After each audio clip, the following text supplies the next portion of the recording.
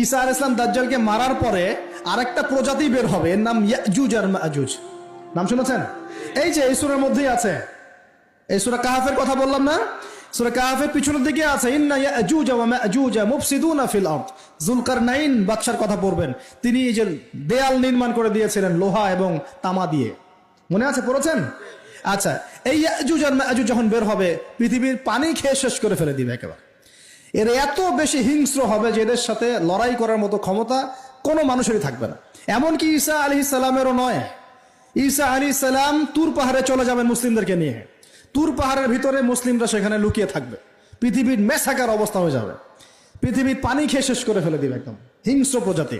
তখন ঈসা আলাইহিস সালাম আল্লাহর কাছে দোয়া করবেন, আল্লাহ এই বিভৎস এই জাতিকে ধ্বংস করো।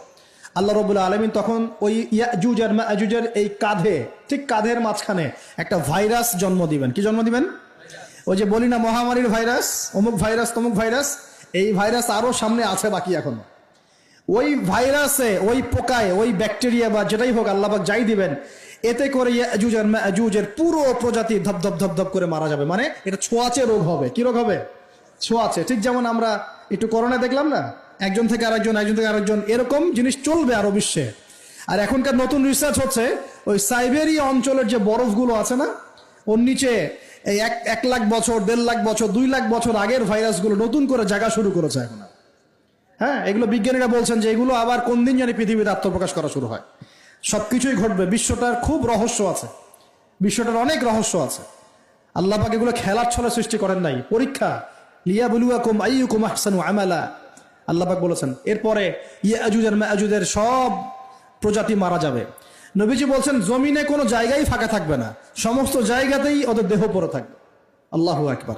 এরপরে ঈসা আলাইহিস সালাম আল্লাহকে বলবেন, আল্লাহ জমিনটাকে পবিত্র করে দাও। আল্লাহ পাক কি করবেন জানেন? বড় বড় নখরওয়ালা, বড় বড় নখ আছে, নখ দেখেছেন? বড় বড় নখ, বড় বড় নখওয়ালা একটা স্পেশাল প্রজাতির পাখি আল্লাহ পাঠাবেন। কি পাঠাবেন? পাখি। এটা কোন পাখি, কি নাম আমরা জানি না। ঠিক এরকম করে এই এক শ্রেণীর পাখি আল্লাহ পাঠাবেন যাদের নখগুলো খুব বড় বড় হবে, বিশাল বিশাল নখ। এই নখগুলো দিয়ে তারা দেহগুলোকে উঠাবে, উঠিয়ে নিয়ে কোথায় যে ফেলে দেবে আল্লাহ ভালো জানেন। সুবহানাল্লাহ, আল্লাহু আকবার। আল্লাহ পাক বিশ্বে কত কি বাকি রেখেছেন এখন।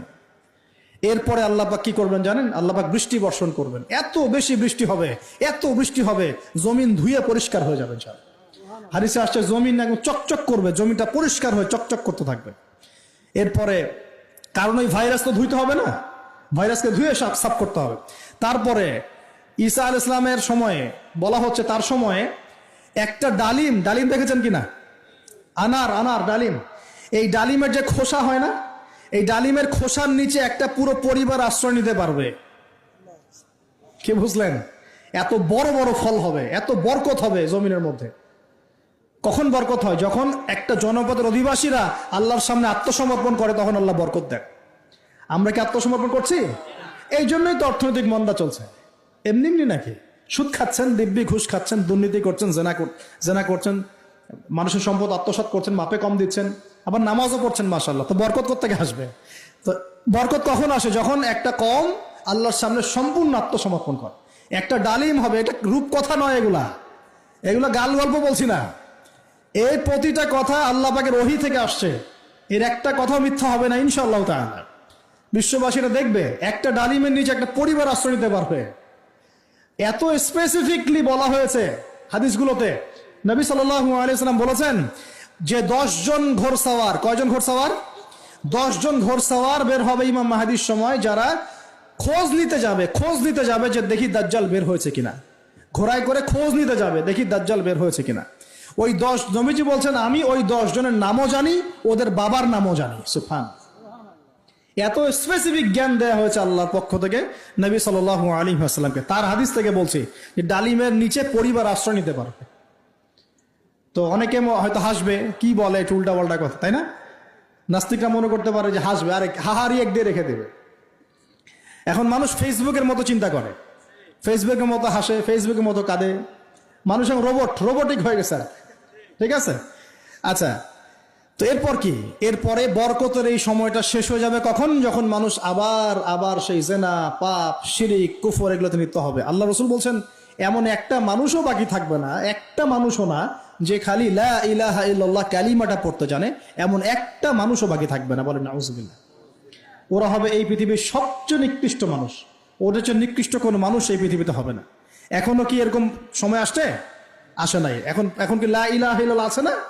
আছে। হ্যাঁ, হয়তো তার পূর্ণাঙ্গ প্রয়োগটা নাই, কিন্তু কালিমা তো আছে কি না? তখন নবীজি বলছেন এমন একটা যুগ আসবে যে লা ইলাহা ইল্লাল্লাহ বলার মতো একটা মানুষ খুঁজে পাওয়া যাবে না। আর মানুষ রাস্তাঘাটে কুকুরের মতো জেনা করবে। রাস্তাঘাটে কুকুর যেমন সঙ্গম করে না রাস্তাঘাটে, ওই রকম করে মানুষ রাস্তাঘাটে জেনা করবে। ওই সময়ে আল্লাহ রাব্বুল আলামিন পশ্চিম দিক থেকে সূর্য উঠাবেন। কোন দিক থেকে? সূর্য সত্যি সত্যি পশ্চিম দিকে উঠবে। পৃথিবী একদিকে ঘুরছে না এখন? কে জানে আল্লাহ পাক পৃথিবীর ঘূর্ণন থামিয়ে উল্টা দিকে ঘোরাতে পারেন না? অবশ্যই পারেন। আল্লাহ পাকের জন্য এটা খালি বলা, কুন ফায়াকুন, হও হয়ে যাও, ব্যাস ব্যাস। আমি কয়েকদিন আগে রিপোর্ট দেখেছি, পৃথিবীর নিচে কিন্তু আগুনের স্তর আছে। আচ্ছা, জানেন তো পৃথিবীর নিচে আগ্নেয়গিরিগুলো আছে। পৃথিবীর ভিতরে একটা ঘূর্ণন হয়, সেই ঘূর্ণনের দিক পরিবর্তন হচ্ছে দিন দিন, এমনটা রিপোর্ট এসেছে। দেখেন, আপনি ইন্টারনেট ঘাটাঘাটি করেন, দেখেন। আর অনেকে রিপোর্ট করছে যে পৃথিবী আগে যে গতিতে ঘুরতো, এখন পৃথিবীর ঘূর্ণন গতি একটু বেড়ে গেছে। দেখেন রিপোর্ট, দেখেন। ঘূর্ণন গতি বেড়ে যাওয়ার মানে হচ্ছে টাইম দ্রুত পাস করবে। আর শেষ জামানার হাদিস এটাও আছে যে সময় দ্রুত পাস করবে, আছে না? এটা হাদিসে আসছে।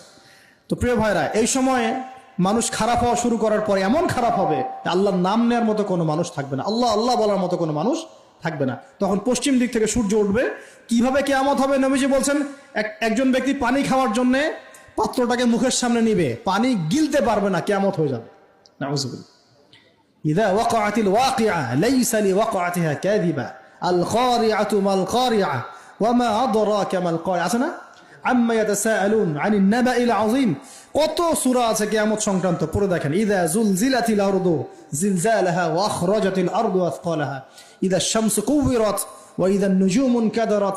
এই সূরাগুলো পড়ে দেখেন। আম্মা পারার শেষ পারাটা, যেটা 30তম পারা, এর সূরাগুলো পড়ে দেখেন। কিয়ামত চোখে দেখতে পারবেন ইনশাআল্লাহ। সিংহায় ফুঁক দেওয়া হবে।